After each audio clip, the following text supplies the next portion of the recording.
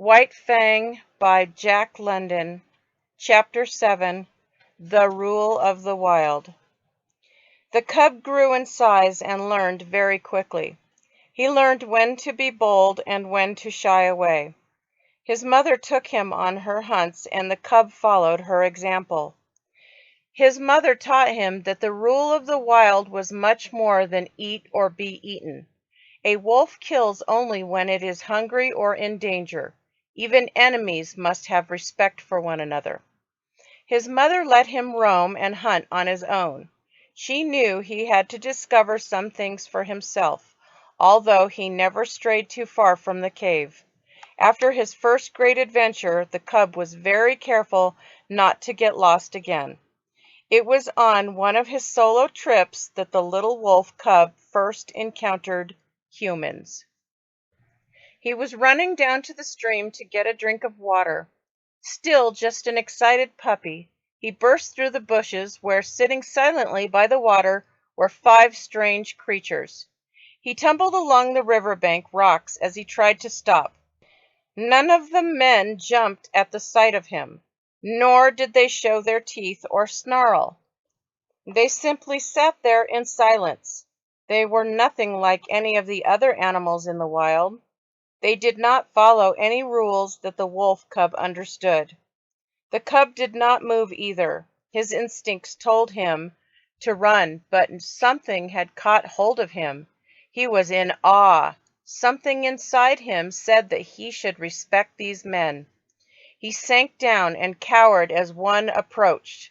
When the man leaned in, the cub snarled and bared his fangs. "Look," the man laughed, "the white fangs!" He put his hand out to touch the cub's head. The young wolf moved quickly, biting the man's hand and drawing blood. The man yelped and jumped back. "He bit me!" His friends laughed at him. "What did you expect?" one of them asked. The man, embarrassed and angry, struck the cub with a stick. The wolf cried in pain. He had never been hit before. He was confused about what was happening to him. The man would have continued beating the cub were it not for the red dog. At that very moment she jumped from the bushes, teeth bared, ready to defend her son. One of the other men spoke up at the sight of her. He looked toward the cub's mother and called, "Quiche?" The red dog stopped. She turned to the man who spoke. Her ears perked up at the sound of his voice. "Quiche?" he said again. "Come here." And then the cub saw his mother, the fearless one, crouched down until her belly touched the ground. She whimpered and wagged her tail. The man who had spoken came over. He put his hand on her head, and she crouched lower. She neither snapped nor threatened to snap. The other men came up and felt her. She did nothing to stop them. "She ran away a year ago," said the man. His name was Gray Beaver. His brother had owned the red dog, whose name was Quiche, before she left for the wild.